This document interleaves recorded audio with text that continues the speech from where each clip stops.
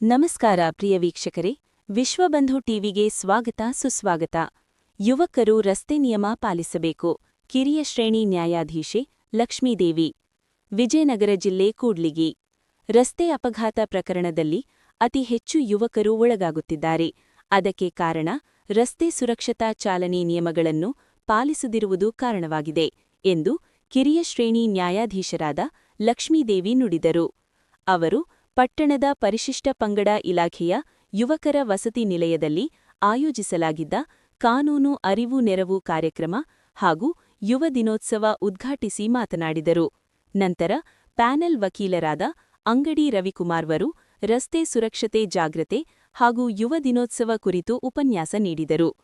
ಕೂಡ್ಲಿಗಿ ನ್ಯಾಯಾಲಯ ಇಲಾಖೆ ಮತ್ತು ಕಾನೂನು ಅರಿವು ನೆರವು ಸಮಿತಿ, ಪರಿಶಿಷ್ಟ ಪಂಗಡ ಇಲಾಖೆಯ ವಸತಿ ನಿಲಯ ಹಾಗೂ ವಿವಿಧ ಇಲಾಖೆಗಳ ಸಹಯೋಗದಲ್ಲಿ ಕಾರ್ಯಕ್ರಮ ಆಯೋಜಿಸಲಾಗಿತ್ತು. ವರದಿ ಲಕ್ಷ್ಮಣ್ ಕಾಂಬ್ಳೆ, ವಿಶ್ವಬಂಧು ಟಿವಿ, ಕೂಡ್ಲಿಗಿ.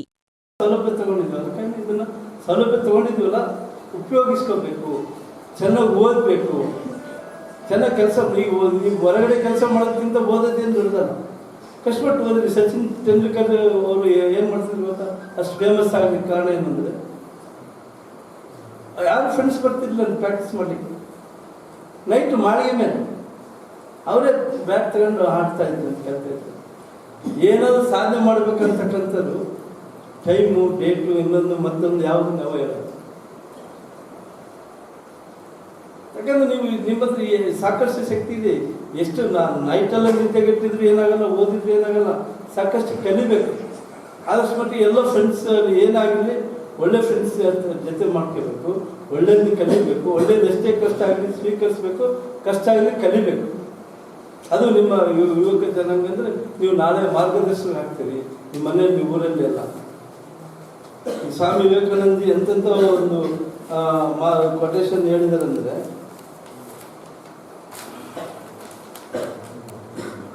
ಪೊಲೀಸ್ ಇಲಾಖೆ, ಸಮಾಜ ಕಲ್ಯಾಣ ಇಲಾಖೆ, ಶಿಕ್ಷಣ ಇಲಾಖೆ, ಶಾಲಾ ಶಿಕ್ಷಣ ಇಲಾಖೆ, ಸರ್ಕಾರಿ ಮೆಟ್ರಿಕ್ ನಂತರದ ಬಾಲಕರ ವಿದ್ಯಾರ್ಥಿ ನಿಲಯ ಕೂಡ್ಲಿಗಿ ಇವರುಗಳ ಸಹಯೋಗದೊಂದಿಗೆ ರಸ್ತೆ ಸುರಕ್ಷತಾ ಮಾಸಾಚರಣೆ ಜನವರಿ ಹಾಗೂ ರಾಷ್ಟ್ರೀಯ ಯುವ ದಿನಾಚರಣೆ 2022 ಅನ್ನು ಹಮ್ಮಿಕೊಂಡಿದ್ದೀವಿ.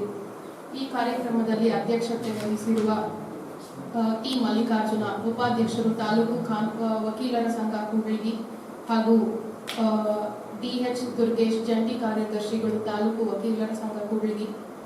ಶರಣು 2 ಕಾರ್ಯಕ್ರಮವನ್ನು ಹಮ್ಮಿಕೊಂಡಿದ್ದೇವೆ. ಒಂದು ರಸ್ತೆ ಸುರಕ್ಷತಾ ಜಾಗೃತಿ ಕಾರ್ಯಕ್ರಮ ಹಾಗೂ ಯುವ ದಿನಾಚರಣೆ, ರಾಷ್ಟ್ರೀಯ youth day, national youth day ಅನ್ನೋ ಕಾರ್ಯಕ್ರಮನ 2 ಕಾರ್ಯಕ್ರಮನ ಹಮ್ಮಿಕೊಂಡಿದ್ದೀವಿ. ಈ 2 ಕಾರ್ಯಕ್ರಮ ಒಟ್ಟೊಟ್ಟಿಗೆ ಹಮ್ಮಿಕೊಂಡಿರೋದ್ರಲ್ಲಿ ಅದೊಂದು ಪ್ರಸ್ತುತ ಅಂತ ಅನ್ಸುತ್ತೆ. ಯಾಕಂದ್ರೆ ಇವಾಗ ಯಾವುದೇ ಒಂದು ರಸ್ತೆ ಅಪಘಾತವನ್ನು ನಾವು ನೋಡಿದಾಗ, ಒಂದು ಸ್ಟ್ಯಾಟಿಸ್ಟಿಕ್ಸ್ ತಗೊಂಡಾಗ ಅದರಲ್ಲಿ ರಸ್ತೆ ಅಪಘಾತದಲ್ಲಿ 100 ಅಪಘಾತದಲ್ಲಿ 60% ವಿದ್ಯಾರ್ಥಿಗಳ ಯೂತ್ ಇನ್ವಾಲ್ವ್ ಆಗಿರ್ತಾರೆ, ಅದರಲ್ಲಿ ಸೇರಲ್ಪಟ್ಟಿರ್ತಾರೆ ಅಲ್ವಾ? ಯಾಕಂದ್ರೆ ಎಷ್ಟೊಂದು ಕಾರಣಗಳಿದೆ. ಅವ್ರ ಈ ತರ ಒಂದು ವಯಸ್ಸಿನ ಹುಮ್ಮಸ್ ಇರ್ಬೋದು, ಅಥವಾ ಕಾನೂನಿನ ಅರಿವು ಇಲ್ಲದೆ ಇರ್ಬೋದು, ಯಾವುದೇ ಒಂದು ಲೈಸೆನ್ಸ್ ಇಲ್ದಿರ ಇರ್ಬೋದು, ಯಾವುದೋ ಒಂದು ತಿಳುವಳಿಕೆ ಇಲ್ದಿರ, ಅಥವಾ ಕೆಟ್ಟ ನಂಬಿಕೆ ಇಟ್ಕೊಂಡು ನನಗೇನು ಆಗೋದಿಲ್ಲ ಅಥವಾ ನಾನು ವಾಹನ ಚಾಲನೆ ಮಾಡ್ಬೋದು ಅನ್ನೋ ಒಂದು ನಂಬಿಕೆಯಿಂದ ಅವರೇನು ಅಪಘಾತಕ್ಕೆ ಒಳಗಾಗೋದು ಸಾಮಾನ್ಯವಾಗಿ 60% ನಾವು ನೋಡೋದು ಯೂತ್ಸ್ ಅಲ್ಲೇ ಆಗೋದು. ಸ್ಟ್ಯಾಟಿಸ್ಟಿಕ್ಸ್ ಪ್ರಕಾರ 45 ಮಕ್ಕಳು ಒಂದು ದಿನದಲ್ಲಿ ಯೂತ್ ಅಪಘಾತಕ್ಕೆ ಒಳಗಾಗ್ತಾರೆ. ನಿಮ್ಮೆಲ್ಲರಿಗೂ ಗೊತ್ತಿರೋ ಹಾಗೆ ಇಂದಿನ ಮಕ್ಕಳು ನಾಳಿನ ಪ್ರಜೆಗಳು ಅಲ್ವಾ? ನೀವೆಲ್ಲ ಈಗ ಅಪಘಾತದಲ್ಲಿ ಮಕ್ಕಳು ಯೂತ್ ಎಲ್ಲ ಇನ್ವಾಲ್ವ್ ಆಗಿ ಏನೇ ಒಂದು ತೊಂದರೆಗೆ ಒಳಗಾದ್ರೆ ಯಾರಿಗೆ ನಷ್ಟ ಆಗುತ್ತೆ? ಆ ಒಂದು ಯುವಕರು ಇರ್ತಾರಲ್ಲ, ಅವ್ರ ಕುಟುಂಬದವ್ರಿಗೂ ಆಗುತ್ತೆ ಹಾಗೂ ರಾಷ್ಟ್ರಕ್ಕೂ ಅದೊಂದು ತೊಂದರೆ ಆಗುತ್ತೆ ಅಲ್ವಾ? ಮೊದಲು ರಾಷ್ಟ್ರೀಯ ರಸ್ತೆ ಜಾಗೃತಿ ಕಾರ್ಯಕ್ರಮದ ಬಗ್ಗೆ ತಗೊಳೋದಾದ್ರೆ ಹಲವಾರು ಕಾರಣಗಳಿದೆ ರಸ್ತೆ ಅಪಘಾತ ಆಗೋದಕ್ಕೆ. ಒಂದೆರಡು ಯಾರಾದ್ರೂ ಹೇಳ್ಬೋದಾ? ಎಲ್ಲ ಡಿಎಲ್ ಇದೆಯಾ ನಿಮ್ಮ ಹತ್ರ?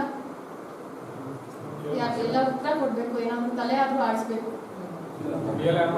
ಈ ವರ್ಷ ಜನವರಿ 12ನೇ ತಾರೀಕು ಯುವ ದಿನಾಚರಣೆಯನ್ನ ಆಚರಣೆ ಮಾಡ್ತೀವಿ. ಅದೆಲ್ಲರಿಗೂ ಗೊತ್ತಿರೋ ಹಾಗೆ ಅದು ಸ್ವಾಮಿ ವಿವೇಕಾನಂದರವರ ಹುಟ್ಟಿದ ಹಬ್ಬದ ದಿನಾನ ನಾವು ಆಚರಣೆ ಮಾಡ್ತೀವಿ. ಈ ವರ್ಷದ ಏನು ಧ್ಯೇಯ ಥೀಮ್ ಇದೆ ಅಂತಂದ್ರೆ ignite the self, impact the globe. ಅಂದ್ರೆ ನಮ್ಮಲ್ಲಿ ನಾವೊಂದು ಕಿಡಿನ ನಾನು ಬೆಳಿಬೇಕು ಅಂತ ಒಂದು ಕಂಟಿನ್ಯೂಸ್ ಲರ್ನಿಂಗ್ ಅನ್ನೋ ಒಂದು ಸ್ಕಿಲ್ ಇರುತ್ತಲ್ಲ, ಸತತವಾಗಿ ಪ್ರಯತ್ನ ಮಾಡೋದು, ಸತತವಾಗಿ ಕಲಿಯೋದು, ಕಲ್ತ್ರೆ ಆ ನಿಟ್ಟಿನಲ್ಲಿ ನಾವು ಹೋದ್ರೆ ನಾವು ನಮ್ಮ ಒಂದು ಮನೆಯನ್ನು ಉದ್ಧಾರ ಮಾಡ್ಕೊಬಹುದು. ಒಂದೊಂದು ಮನೆಯಲ್ಲಿ ಒಬ್ಬೊಬ್ರು ಆ ಥರ ಯೋಚನೆ ಮಾಡಿ ಉದ್ಧಾರ ಆದ್ರೆ ಇಡೀ ಹಳ್ಳಿನೇ ಉದ್ಧಾರ ಆಗುತ್ತಲ್ವಾ.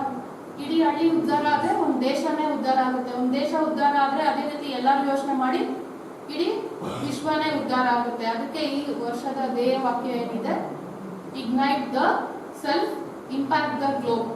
ತನ್ನನ್ನು ತಾನು ಮುಂದುವರಿಸ್ಕೊಂಡ್ರೆ ವಿಶ್ವನೇ ನಾನು ಮುಂದುವರಿಸ್ಬೋದು, ತಾನು ಮುಂದುವರಿಸ್ಬೋದು ಅನ್ನೋದು ಈ ವರ್ಷದ ಧ್ಯೇಯ ವಾಕ್ಯ. ಆದ್ರಿಂದ ಈ ಕಾರ್ಯಕ್ರಮದಲ್ಲಿ ಉಪನ್ಯಾಸಕರು ಹೇಳೋ ಎಲ್ಲ ಮಾತುಗಳನ್ನ ಕೇಳಿಸ್ಕೊಂಡು ಸ್ಟ್ರೆಂತ್ ಅಂದ್ರೆ ಯಾವುದು ನಾಲೆಡ್ಜ್ ಇರ್ಬೋದು, ಶಕ್ತಿ ಇರ್ಬೋದು. ವೀಕ್ನೆಸ್ ಅಂದ್ರೆ ಎಲ್ಲರೂ ವೀಕ್ನೆಸ್, ಅದು ಡೆಪ್ತ್ ಇದ್ದಂಗೆ. ಅವಳು ಸ್ಟ್ರೆಂತ್ ಆಗಿರ್ಬೇಕಂತ ಹೇಳ್ತಾರೆ. Take risks in your life. If you run you can lead, if you win you can lead, if you lose you can guide.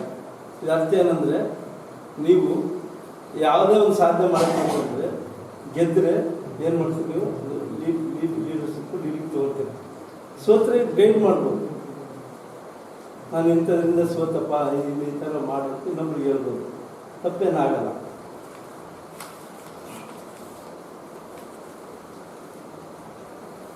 ನೋಡಿ ಹೇಳ್ತಾರೆ, ನಿಮ್ಮನ್ನು ದೈಹಿಕವಾಗಿ, ಬೌದ್ಧಿಕವಾಗಿ ಮತ್ತು ಆಧ್ಯಾತ್ಮಿಕವಾಗಿ ದುರ್ಬಲಗೊಳಿಸುವ ಯಾವುದನ್ನಾದರೂ ವಿಷಯವೆಂದು ತಿಳಿದ್ರಿ ಅಂತ ಹೇಳಿ. ನಿಮ್ಮನ್ನು ವೀಕ್ ಮಾಡ್ತಕ್ಕಂಥ ಯಾವುದೇ ಆಗಿರಲಿ ಅದನ್ನು ವಿಷಯ ಅಂತ ತಿಳ್ಕೊಡ್ರಿ. ಅದನ್ನು ತಿನ್ಬೇಡ್ರಿ, ಅದ್ರ ಕಡೆ ಗಮನ ಕೊಡಬೇಡ್ರಿ, ಅದನ್ನು ನೋಡಲು ಬೇಡ್ರಿ ಅಂತ ಹೇಳಿ. ಮತ್ತೆ ಏನಾದರೂ ಸಾಧನೆ ಮಾಡ್ಬೇಕಂದ್ರೆ ಒಂದು ಬಲಿದಾನ ಅಂತಕ್ಕಂಥದ್ದು ಮಾಡಿದ್ರೆ ಮಾತ್ರ ಕಾರ್ಯ ಆಗುತ್ತೆ. ನೋಡಿ, ಅವು ಇವು ಫಂಕ್ಷನ್ ಮಾಡ್ತಾರೆ, ಯಾವುದೋ ಒಂದು ವಿಧಾನವನ್ನು ಮಾಡ್ತಾರೆ. ಅಂದರೆ ನಿಮ್ಮದು ಯಾವುದೋ ಒಂದು ಬಲಿ ಕೊಟ್ಟರೆ ಮಾತ್ರ ನೀವು ಸಾಧನೆ ಮಾಡೋಕ್ಕಾಗುತ್ತೆ. ಸಮಯ ಇರ್ಬೋದು, ಊಟ ಇರ್ಬೋದು, ಮತ್ತೊಂದು ಇರ್ಬೋದು. ಒಳ್ಳೆ ಅಲ್ಲಿ ಎಕ್ಸಾಮ್ ಬರೀಬೇಕಾದ್ರೆ ಹೊಟ್ಟೆ ಊಟ ಮಾಡೋದು, ಓದ್ಬೇಕಾದ್ರೆ ಅರ್ಧ ಓದಿರ್ತೀರ, ಹೊಟ್ಟೆ ಬಿಡೋದು, ಊಟ ಮಾಡೋದು ಅಂತಕ್ಕಂಥದ್ದಲ್ಲ. ಏನಾದರೂ ಒಂದು ಮಹತ್ ಕಾರ್ಯ ಮಾಡ್ಬೇಕಂದ್ರೆ, ಏನಾದರೂ ಒಂದು ಬಲಿದಾನ ಆಗ್ಬೇಕಂದ್ರೆ ನಮ್ಮ ಒಂದು ಯಾವುದೋ ಒಂದು ಆಸೆ ಇರ್ಬೋದು, ಮತ್ತೊಂದು ಅಂತಕ್ಕೆಲ್ಲ ಹೋಗ್ಬಾರ್ದು, ಮಹತ್ ಕಾರ್ಯ ಮಾಡ್ರಿ ಅಂತ ಹೇಳ್ತಾರೆ.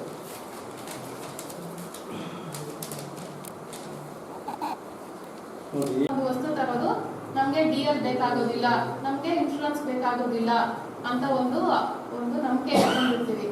ಆದ್ರೆ ಯಾವುದೇ ಒಂದು ಅಪಘಾತ ನಡಿಬೇಕಾದ್ರೆ ಅದ್ರ ವಯಸ್ಸನ್ನ ಕೇಳೋದಿಲ್ಲ, DL ಇದೆಯೋ ಇನ್ಶೂರೆನ್ಸ್ ಇದೆಯೋ ಅಂತ ಕೇಳೋದಿಲ್ಲ. ಯಾರು ಬೇಕಾದ್ರೂ ಅಪಘಾತ ಆಗ್ಬೋದು. DL ಇಲ್ಲ ಅಂತಂದ್ರೆ ಏನಾಗುತ್ತೆ, ಯಾವುದೇ DL ಇಲ್ದಿರೋ ವ್ಯಕ್ತಿ ಅಪಘಾತ ಮಾಡಿದ್ರೆ ಆ ಎದುರುಗಡೆ ವ್ಯಕ್ತಿಗೆ ಏನೊಂದು ನಷ್ಟ ಆಗಿದೆಯೋ ಅದೆಲ್ಲ ಅಪಘಾತ ಪಡಿಸಿದ ವ್ಯಕ್ತಿ ಭರಿಸ್ಬೇಕಾಗುತ್ತೆ. ಅವನು ಇಲ್ಲ ಅಂದ್ರೆ ಅವನ ಪೋಷಕರು, ಅವ್ನು ಯಾರು ಈ ಗಾಡಿ ಕೊಟ್ಟಿದ್ರು, ವಾಹನ ಯಾರು ಅವ್ರ ಅತ್ತೆ ಕೊಟ್ಟಿದ್ರು, ಮಾವ ಕೊಟ್ಟಿದ್ರು, ಯಾರು ಕೊಟ್ಟಿದ್ರು, ಚಿಕ್ಕಪ್ಪ ಚಿಕ್ಕಮ್ಮ ಯಾರು ಕೊಟ್ಟಿದ್ರು, ಅವರು ಅದ್ರ ದಂಡ ಕಟ್ಟಬೇಕಾಗುತ್ತೆ.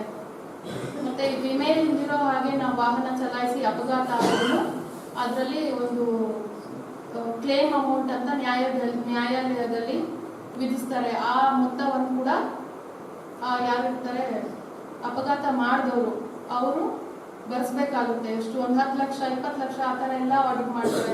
ಅದೆಲ್ಲ ವಿದ್ಯಾರ್ಥಿಗಳು ಯಾರು ಪೋಷಕರು ಇರ್ತಾರೋ ಅವರೇ ಕಟ್ಟಬೇಕಾಗುತ್ತೆ. ಯಾರು ಅಪಘಾತ ಮಾಡಿದ್ರೋ ಅವರು ಅದನ್ನ ಕಟ್ಟಬೇಕಾಗುತ್ತೆ. ಹೆಚ್ಚೆಚ್ಚು ಈ ಒಂದು ಅಪಘಾತ ನಡೆಯೋದು ನಮಗೆ ಆ ಕಾನೂನಿನ ಬಗ್ಗೆ ಜಾಗೃತಿ ಯಾರೂ ಇಲ್ದಿರೋ ಕಾರಣನೇ ಈ ಥರ ಆಗ್ತಿರುತ್ತೆ. ಇನ್ನೂ ಒಂದು ಕೆಲವೊಂದು ಕಾರಣಗಳು ಹೇಳ್ಬೇಕಂದ್ರೆ ಕುಡಿದು ವಾಹನ ಚಲಾಯಿಸೋದು, ಅದೇ ಥರ ಅತಿ ವೇಗ ಮತ್ತು ಅಜಾಗರೂಕತೆಯಿಂದ ಏನಾಗೋದಿಲ್ಲ ಬಿಡು ನನಗೆ ಅನ್ನೋ ಒಂದು ಮನಸ್ಥಿತಿಲಿ ನಾವು ವಾಹನ ಚಲಾಯಿಸ್ತಿರ್ತೀವಿ ಅಲ್ವಾ.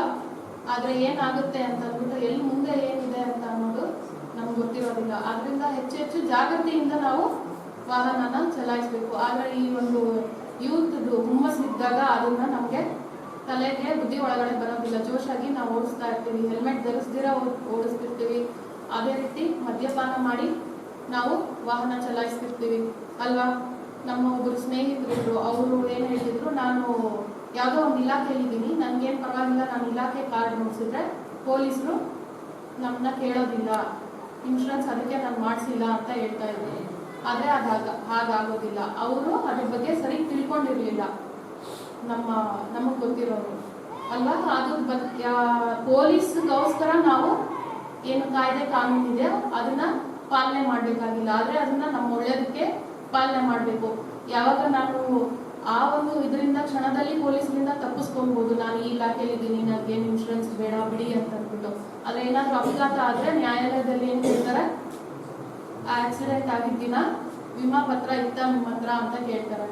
ವಿಮಾ ಪತ್ರ ಇಲ್ಲ ಅಂದರೆ ಆ ಗಾಡಿನ ನ್ಯಾಯಾಲಯದಲ್ಲೇ ನೀವು ಬಿಡಬೇಕಾಗುತ್ತೆ ಅಲ್ವಾ. ನಾವೆಷ್ಟೆಷ್ಟು ಮಾಹಿತಿಗಳು ಈ ಕಾಯ್ದೆ ಬಗ್ಗೆ ಇದೆ, ಇದೆಲ್ಲ ಈ ದಿನ ಒಂದು ಕಾರ್ಯಕ್ರಮದಲ್ಲಿ ನಾವು ಮಿಷಿನರಿ ಬೈಕ್ ಅದು ಯಾವುದೇ ಕಾರ್ ಆಗಿರಲಿ, ಯಾವಾಗ ಏನಾಗ್ತದೆ ಗೊತ್ತಿರಲ್ಲ, ನೀವು ಹೇಳ್ದಂಗೆ ಕೇಳಲ್ಲ. ಇತ್ತೀಚೆಗೆ ಎಲ್ಲ ಏನಮ್ಮ ಇದಕ್ಕೇನಾಗ್ತದೆ ಕುಡಿದ್ಬಿಡೋಣ ಅಂತೇಳಿ ಕುಡಿದು ಡ್ರೈವಿಂಗ್ ಮಾಡಿದ್ರೆ ಅದೇನಾದ್ರೂ ಪೊಲೀಸರು ಸಿಕ್ಕಾಕೊಂಡು ಮಿಷಿನಲ್ಲಿ ಬಂತು ಅಂದ್ರೆ 10,000 ರೂಪಾಯಿಗಿಂತ ₹1 ಕಡಿಮೆ ಫೈನ್. ಕುಡಿದದ್ದು ಮತ್ತೆ ಆರೋಗ್ಯ ಕೆಡಿಸ್ಕೊಂಡು ಮತ್ತೆ 10,000 ರೂಪಾಯಿ ಫೈನ್ ಕಟ್ಟಿ ಇನ್ನೂ ಒಂದು ಬಂತು. ಇನ್ನೇ ನಮ್ಮ ಮನೆ ನ್ಯಾಯದಲ್ಲಿ ಮೇಲುಕೋಟೆಯಲ್ಲಿ 10,000 ರೂಪಾಯಿ ಫೈನ್ ಹಾಕಿದ್ರು. ಬೈಕಲ್ಲಿ ಕುಡಿಬೇಕಾದ್ರೆ ಕೇಸ್ ಹಾಕಿದ್ರು, ಕಟ್ಟಕ್ಕೆ ದುಡ್ಡಿಲ್ಲ ಅಂದ್ರೆ ತಕ್ಷಣ ಹೋಗ್ತಾರೆ. ಇಲ್ಲ ಅಂತ ಹೇಳಿಲ್ಲ, ನಾಳೆ ಕಟ್ಕೊಂಡು ಹೇಳಿ ಮರು ದಿವಸ ಬಂದ ಕಟ್ಟಿದೆ ಅಂತೇಳಿ ಅವಕಾಶ ಇಲ್ಲ. 10,000 ಕಟ್ಟಲಿಲ್ಲ ಅಂದ್ರೆ 20 ದಿವಸ ಜೈಲಿಗೆ ಹೋಗ್ಬೇಕಂತ.